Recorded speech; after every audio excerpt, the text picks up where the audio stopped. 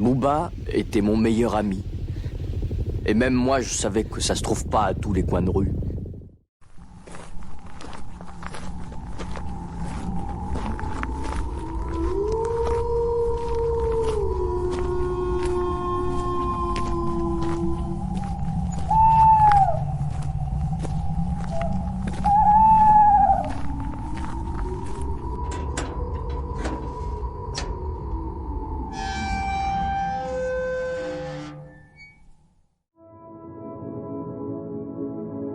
Bonjour à toi et bienvenue dans le Son de la Crypte, le podcast du site de la Crypto-série. Ici, tu trouveras des versions audio des articles présents sur le site. Il s'adresse aux détracteurs de l'écrit et à tous les fans de séries télévisées dont la production est terminée ou pas tout à fait. Aujourd'hui, je t'invite dans un nouvel abécédaire. Partons ensemble à la découverte de 26 personnages de séries que l'on aimerait avoir comme amis. Tu peux d'ores et déjà retrouver l'actualité et toutes les infos de la crypte en version écrite sur le site www.cryptoserie.fr. Et en version audio sur YouTube, Deezer, Spotify et autres plateformes de podcast. Allez, c'est parti pour ce nouvel épisode intitulé « L'abécédaire des personnages de séries que l'on aimerait avoir comme amis », volet 1 sur 6.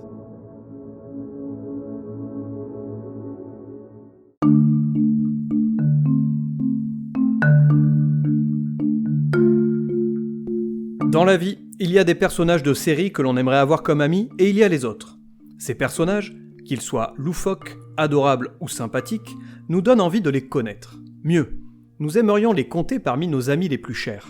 Dans ce nouvel abécédaire, je te propose d'aller à la rencontre de 26 personnages qui méritent cette place sacrée dans ton répertoire téléphonique.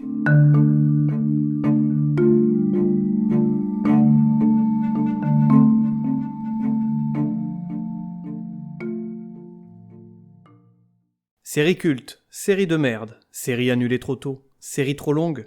Tu croyais que j'en avais terminé avec les abécédaires ? Sache que c'est mal me connaître. Je ne m'avoue pas vaincu de la sorte. J'ai plus d'un tour dans mon sac et je m'en vais te le prouver. Je vous le prouve tout de suite. Mais je ne suis absolument pas responsable des conséquences. C'est parti et bon voyage. Des abécédaires de série, j'en ai toute une ribambelle dans ma tête et je te les soumettrai jusqu'à ce que mort s'en suive. Ne doute pas de mes capacités à te saouler car mes ressources sont inépuisables. Voici quelques exemples pour appuyer mes propos. L'abécédaire des animaux dans les séries. L'abécédaire des véhicules motorisés dans les séries. L'abécédaire des meubles dans les séries. Ou encore, l'abécédaire des pulls bleus dans les séries. Tu vois un peu l'idée ? Évidemment, dans le lot, il y a des sujets de niche. Animaux, niches... tu l'as ? Je reste persuadé qu'il y a de quoi faire, et surtout de quoi rassasier, bien entendu, les fans de séries et de pulls bleus. Seriously, man ? Tu fais fausse route avec tes sujets aussi peu intéressants. T'es en train de tuer ton business. Change le game right now. Si tu veux des leads, je suis la bonne personne. Laisse tomber ce bullshit avec tes abécédaires. Le mieux, on se colle ASAP et je t'explique tout. Ah bon ? Tu crois que je fais fausse route ? Peut-être que les pulls verts susciteront plus de ferveur ? Qu'en dis-tu ? Tu es stupide ou quoi ? Bref, toutes ces élucubrations pour introduire ce nouvel abécédaire sur des personnages de série. Tu as en droit de te demander pourquoi j'ai souhaité faire la part belle aux protagonistes d'une fiction. En parcourant les sites spécialisés sur les séries, des comptes dédiés sur les réseaux sociaux ou quelques critiques de séries, je me suis rendu compte que la focale porte plus facilement sur la qualité ou la non-qualité d'une œuvre. Ainsi, l'attention se porte plus souvent sur le travail de réalisation, la finesse d'écriture du scénario, le message porté par la série ou encore le talent des comédiens et comédiennes. Les personnages, quant à eux, sont souvent relégués au second plan. Bien que faisant partie intégrante d'une série, ils sont en quelque sorte noyés dans la masse, si tu veux. Pourtant, ils sont ceux qui la font vivre, ceux que l'on aime ou que l'on déteste, ceux à qui on s'identifie, ceux qui nous font rire ou pleurer.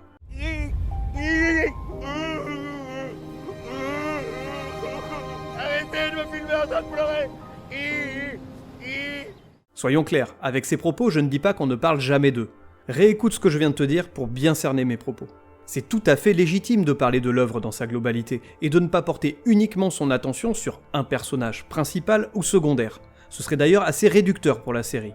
En effet, on ne présente pas une série par le seul prisme d'un de ses personnages. Si le but recherché est de faire découvrir la dite série, il est important de la présenter dans son ensemble. Concrètement, si je dois te présenter la comédie, disons Parks and Recreation par exemple, que tu ne connais pas, disons, je ne vois pas te dire « Il faut que je te parle d'une série trop cool, dont un des personnages secondaires est trop marrant. Il a une moustache, il est acariâtre, il est toujours en train de grogner sur les gens, et il aime la viande plus que tout au monde. » Alors clairement, je ne sais pas si ce genre de pitch peut te donner envie, mais bon, on sait jamais. Fishing relaxes me. It's like yoga, except I still get to kill something. Bon, comme tu peux le voir, je caricature un peu mon propos. Bien entendu que de par leur statut, les personnages font intrinsèquement partie d'une série. Ils en sont indissociables, et quiconque parle d'une série en viendra nécessairement à parler dans un second temps de ces personnages. Et bien dans cet abécédaire, nous allons pourtant fonctionner de la sorte. Nous allons zoomer sur l'œuvre sérielle pour mettre le curseur pile-poil sur un personnage en particulier. La série ne sera pas mise pour autant de côté, car il est bon de connaître le contexte dans lequel évolue tel ou tel protagoniste. Mais elle sera simplement là, comme toile de fond. Ensemble, nous verrons pourquoi un personnage donné pourrait être celui que l'on aimerait avoir comme ami, pour la vie. Naturellement, les noms de cette liste sont très personnels. C'est pourquoi je t'invite à partager tes propres personnages dans la partie commentaires sur le site de la Crypto-Série ou sur les réseaux sociaux. Allez, trêve de bavardage, c'est parti pour les 4 premiers noms de cet abécédaire des personnages de série que l'on aimerait avoir comme amis. Je resterai ta meilleure amie, je serai là, toujours pour toi. Pour la première lettre, j'ai pensé à Ali McBeal. Ali est un personnage de la série Ali McBeal créée en 1997 par David E. Kelly, ou David Enzo Kelly pour les intimes. Non mais attendez, c'est n'importe quoi! Si tu t'intéresses un tant soit peu au monde des séries, ce nom ne t'est peut-être pas inconnu. Le monsieur, scénariste et producteur, a officié dans de nombreux projets. La Loi de Los Angeles, Chicago Hop, Un drôle de shérif, The Practice, Boston Legal, The Crazy Ones, Big Little Lies, The Undoing et dernièrement Big Sky. Comme tu peux le voir, il y a à boire et à manger dans sa filmographie, et Big Sky ne fait clairement pas partie du haut du panier. Mais tout ça reste évidemment une question de goût. On peut toutefois noter que les séries dites procédurales ont une belle place chez lui, et parmi celles-ci, il y a donc Ali McBeal. Comme je te l'ai expliqué dans cette beaucoup trop longue introduction, je ne vais pas te présenter la comédie romantique judiciaire légèrement déjantée. L'objectif étant plutôt de mettre l'accent sur un des personnages en particulier, ici Ali. Mais voici néanmoins le synopsis de la série. Ali McBeal est une jeune avocate. Après une mésaventure professionnelle, elle est embauchée par le cabinet Cage et Fish. Elle retrouve sur place Billy, son ancien amoureux de la fac. Sa vie oscille à présent entre ses coups de cœur, ses colères, son imagination débridée et ses collègues et amis.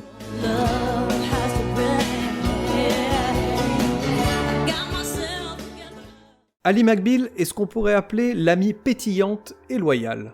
Son personnage intègre clairement 3 qualités indéniables. Son travail, sa gentillesse et son grain de folie. Tout d'abord le travail. Ali McBeal est une avocate de talent. Son intelligence et sa vivacité d'esprit font d'elle une avocate redoutable. Si un jour tu as le malheur de te retrouver dans une mauvaise posture, avoir Ali comme ami serait une aubaine. Ses conseils juridiques alliés à sa ténacité te sortiront à coup sûr du pétrin. Comment sommes-nous tombés dans ce pétrin? J'y perds mon latin.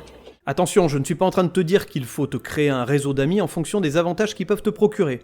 Ce serait simplement du pur opportunisme.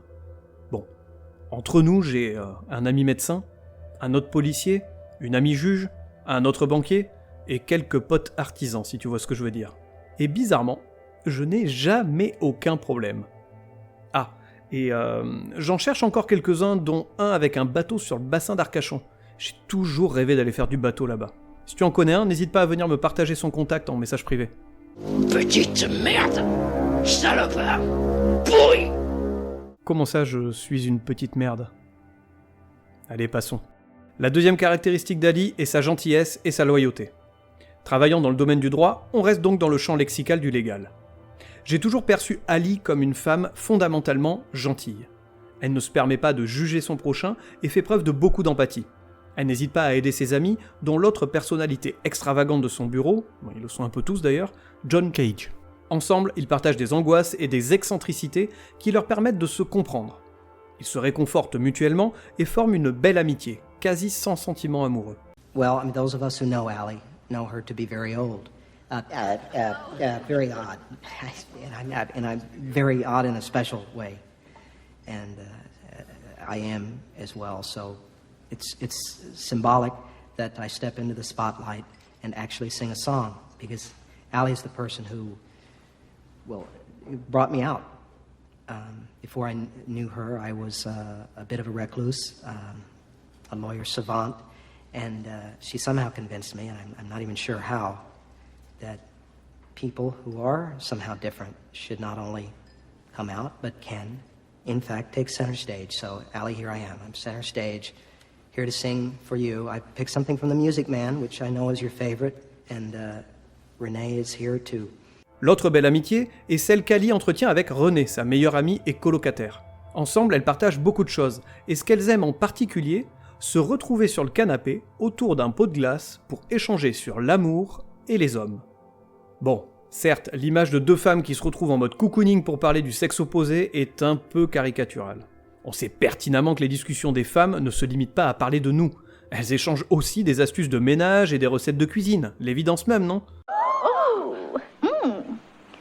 Voilà qui est scandaleux. Oh, quel couchard! C'est inadmissible, c'est un dépravé. Je ferme à présent cette parenthèse sexiste et je reviens à Ali. Ali est donc une amie fidèle.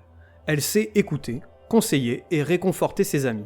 Elle n'hésite pas à prendre des risques pour sa carrière lorsque Renée est accusée d'agression. Malgré les preuves accablantes, elle soutient mordicus son ami et décide de la défendre au tribunal. T'en connais beaucoup des personnes qui feraient ça pour toi ? Oui, je pense, oui. Non, je crois pas. Alors il est peut-être temps de faire du tri dans tes amis, n'est-ce pas ? Troisième et dernier attribut d'Ali, son grain de folie. Ali ne manque pas d'humour. Elle déborde d'énergie, peut-être un peu trop parfois. Mais cela fait d'elle une personne rayonnante qui respire la joie. Avec elle, tu es sûr de ne pas t'ennuyer une seule seconde. À la fois imprévisible et excentrique, elle saura rendre ton quotidien toujours plus extravagant et coloré. En résumé, Ali McBeal est une jeune femme pétillante et pleine de vie, qui est une véritable bouffée d'air frais. Elle est la personne idéale pour partager de bons moments, sans oublier qu'elle est toujours là, même dans les moments les plus difficiles. We got it together, didn't we? We've definitely got our thing. D'autres personnages de série auraient pu intégrer cet abécédaire à la place d'Ali. J'avais hésité avec Abed dans Community pour son côté ultra geek bien délire, ou encore avec Andy dans Parks and Recreation pour son côté mec sympa, avec lequel tu passeras assurément de bonnes soirées. Je resterai ta meilleure amie. Je serai là, toujours pour toi. Passons à la lettre B comme Buffy dans Buffy contre les vampires. Buffy Summers est un personnage de la série culte des années 90, Buffy contre les vampires. La série a été diffusée en France fin des années 90 et début des années 2000 dans la fameuse émission de M6, la trilogie du samedi.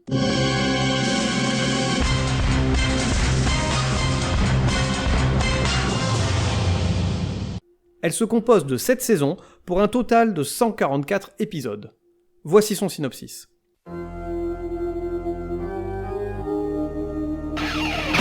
À chaque génération, il y a une élue. Seule, elle devra affronter les vampires, les démons et les forces de l'ombre. Elle s'appelle Buffy. Pour en savoir plus sur Buffy contre les vampires et connaître tout l'amour que je lui porte, je t'invite à te rendre sur le site de la crypte et de lire la fiche dédiée à la série. Je te renvoie également à l'abécédaire des séries cultes, le volet 1, que tu trouveras sur le site et que tu peux retrouver aussi en podcast sur toutes les bonnes plateformes.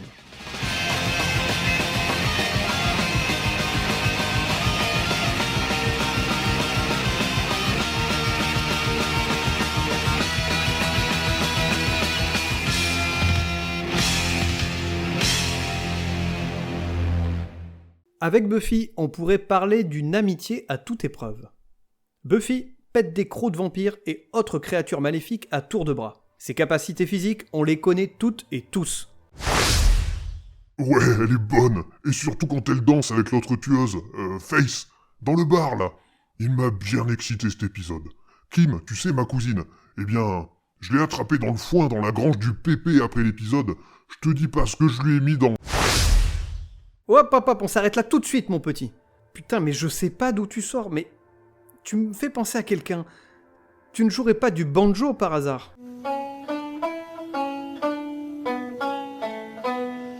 Donc, Buffy, on sait tous de quoi elle est capable. Ses exploits la précèdent et elle fait véritablement partie de ces héroïnes badass de fiction. Il serait pourtant réducteur de la cantonner à ses faits d'armes.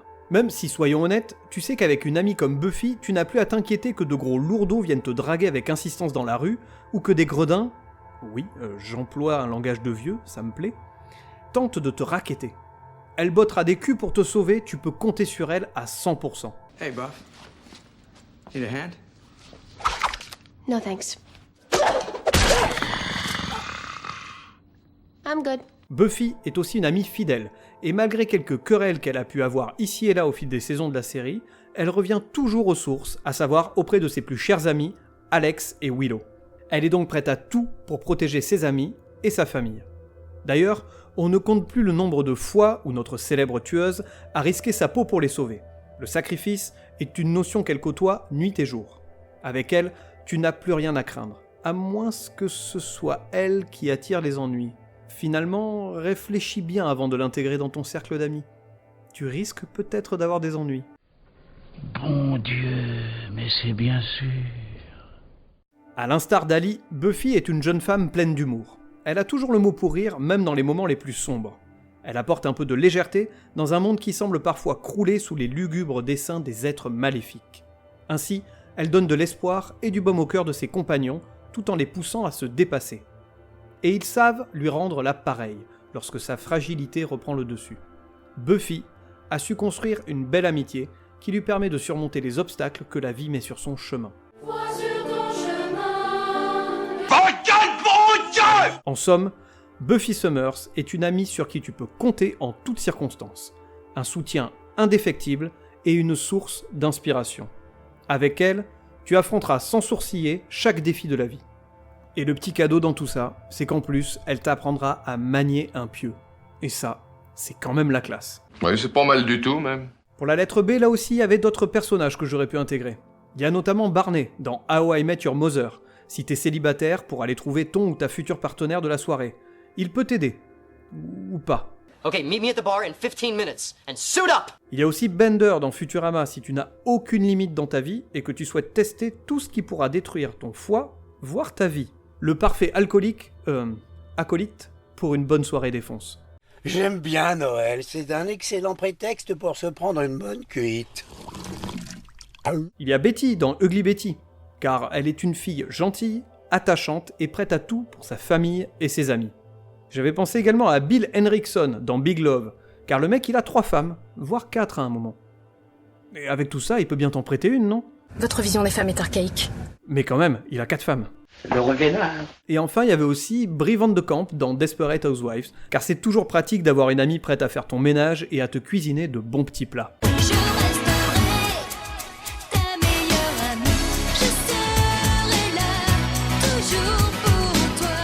Ok, passons à la lettre C comme Chandler dans Friends. Chandler Bing est un personnage de la série culte des années 90, Friends. Faut-il encore présenter la série? Ah, on me fait signe que non. Mais comme je tiens le micro, je vais quand même le faire. La comédie a été diffusée sur NBC de 1994 à 2004. Elle fait partie de la liste très fermée des sitcoms ayant eu les audiences les plus hautes de l'histoire des séries américaines. En effet, elle a tiré sa révérence avec 52 millions de téléspectateurs le 6 mai 2004. Bon, et ça parle de quoi, Friends?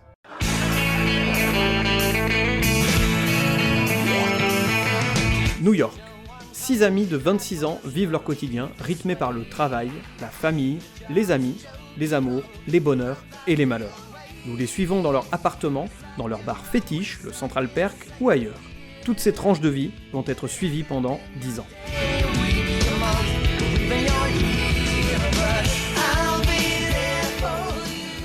Près de 20 ans après l'arrêt de la comédie culte, l'aura de Friends est toujours présente. Que tu aies vu ou non la série, tu en as forcément entendu parler un jour ou l'autre. Les noms des personnages ne te sont pas non plus étrangers. Il suffit de discuter avec un fan ultime de la série pour qu'il te cite à coup sûr une réplique, te livre ses épisodes préférés et surtout te dise le personnage qu'il préfère. La force de Friends est d'avoir proposé un panel de personnages assez large. Il y en a pour tous les goûts. Le laid, le beau, le dur, le mou qui a un grand coup, le gros touffu, le petit joufflu, le grand riz. Ça va, on a compris. Et il est très facile de s'identifier, ou tout simplement d'adorer, un des personnages en particulier. Et moi, je suis fan de Chandler Bing. Je pense pouvoir affirmer sans trop me tromper que Chandler est le personnage emblématique de la série.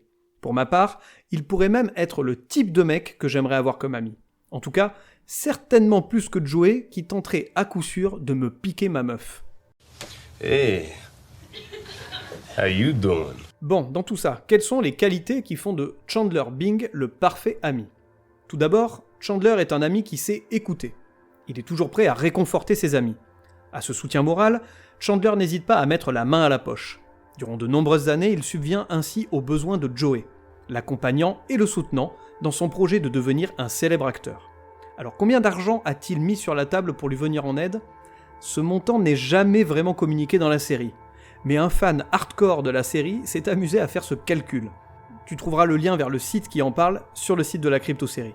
En attendant, je me pose quand même des questions sur cette personne. Elle doit vraiment se faire chier dans sa vie pour avoir fait ça. Ton père fait collection de louches. Il en a plus de 300.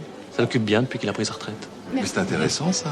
Bonjour. Et il aime partager sa passion. Enfin, je veux dire, il peut en parler en public, te faire l'historique de la louche à travers les âges. Non, Pierre. Il vient à Paris de temps en temps? Joey n'a pas été le seul à recevoir tout le soutien de Chandler. Il a également encouragé Monica à réaliser son rêve de devenir chef cuisinier. Bon, si je ne me trompe pas, Monica était déjà devenue sa femme. On dépasse ainsi le cap de l'amitié, même si dans l'amour il y a toujours une part d'amitié et inversement. Ce n'est que mon point de vue, mais si tu n'arrives pas à te confier à ton partenaire comme tu pourrais le faire à un ami, il y a peut-être un loupé dans ton histoire d'amour. Pense-y. Chandler est aussi le roi de la blague et du sarcasme. Il sait faire preuve d'autodérision et possède un grand sens de l'humour. De quoi détendre l'atmosphère en toutes circonstances. Tu trouveras sans grand effort des compilations de ses meilleurs moments sur YouTube. Je t'en ai quand même mis un dans l'article sur le site. Va regarder, tu vas bien te marrer. How did you get through this? Well, I relied on a carefully regimented program of denial and wetting the bed. Soyons tout de même honnêtes, Chandler peut parfois être un peu lourd, car il est inarrêtable le mec. Mais je pense qu'avec lui, tu te fends forcément la poire. Et dans les moments difficiles, Chandler est l'ami parfait pour te faire oublier les tracas du quotidien. En substance, Chandler Bing est un personnage qui incarne les valeurs d'une amitié sincère et joyeuse. Il est à la fois un ami drôle, attentionné et encourageant. Qui d'autre aurait pu intégrer la lettre C dans cet abécédaire? Alors j'avais pensé au Captain Awesome dans la série Chuck, car en plus d'être beau gosse, le mec est gentil, serviable et tout simplement parfait. Bref, il est awesome.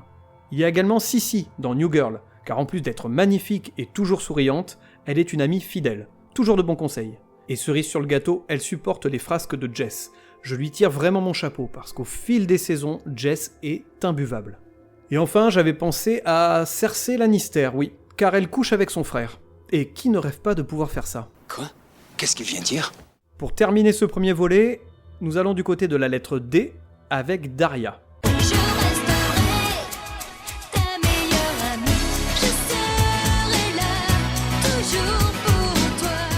Daria Morgendorffer est le personnage principal de la série éponyme Daria. Cette série d'animation, elle a été diffusée de 1997 à 2002 sur MTV. En France, nous avons eu la chance de la découvrir sur Canal+, à partir de 1998. En voici son synopsis.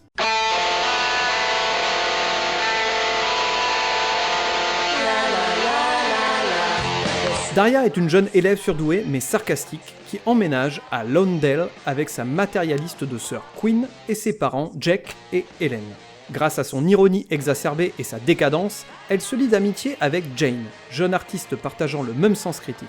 Entourée d'un quarterback au crâne vide et de sa petite amie tout aussi intelligente, de professeurs tous aussi extrêmes les uns que les autres, des filles du club de mode, des spirales mystiques et de beaucoup d'autres, Daria affronte cyniquement le quotidien de ce triste monde tragique.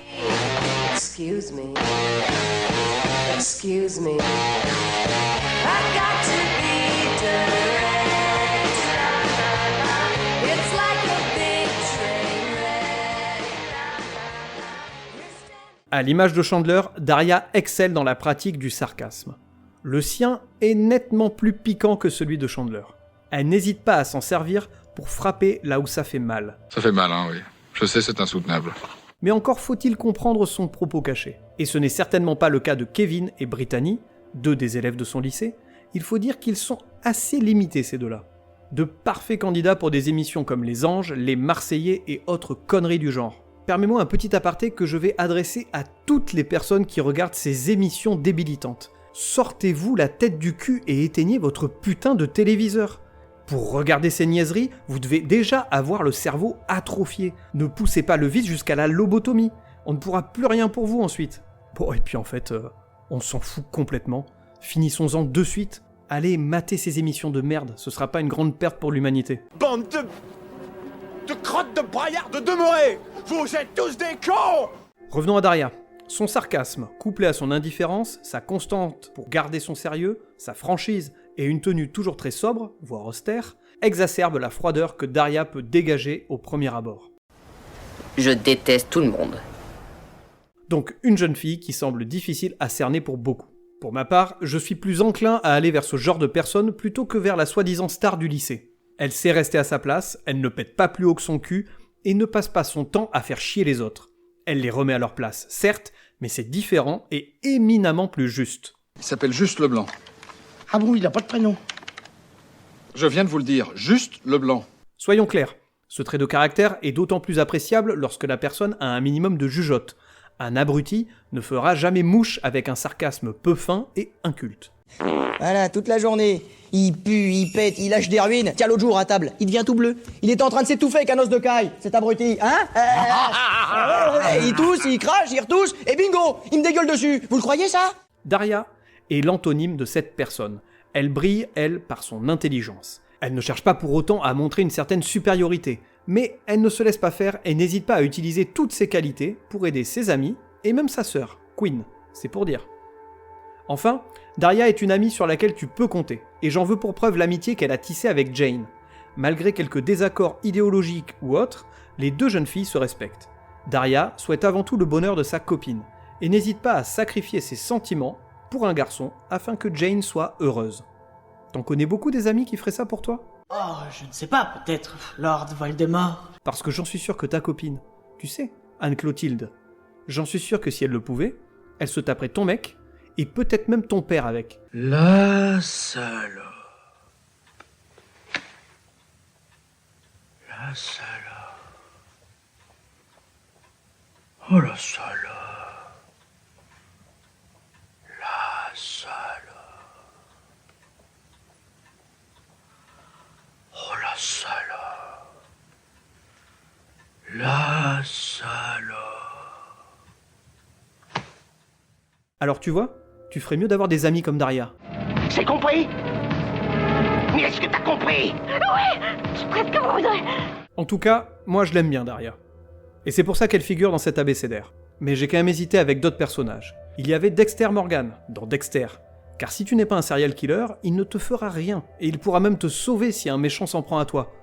Bon, après, il tue quand même des gens, donc à toi de voir. C'est vous qui voyez. Il y a Daryl Dixon, dans The Walking Dead.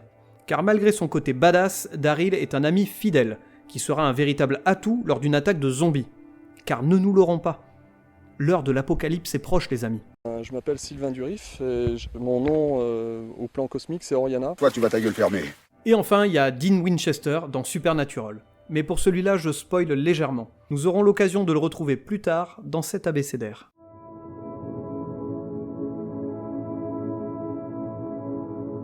Ce premier volet de l'abécédaire des personnages de série que l'on aimerait avoir comme amis s'achève ici. Ce titre était beaucoup trop long. Viens me dire si le choix de ces personnages te semble pertinent, ou me partager d'autres noms dans la partie commentaires du site de la Crypto-Série, ou sur les réseaux sociaux, Instagram, Twitter, TikTok et Facebook. Tu peux retrouver tous les épisodes du Son de la Crypte sur toutes les plateformes de podcast, ainsi que sur la chaîne YouTube de la Crypto-Série. Je te donne rendez-vous prochainement pour la suite de cet abécédaire. D'ici là, profite de la vie, regarde des séries avec des personnages cool, et bisous.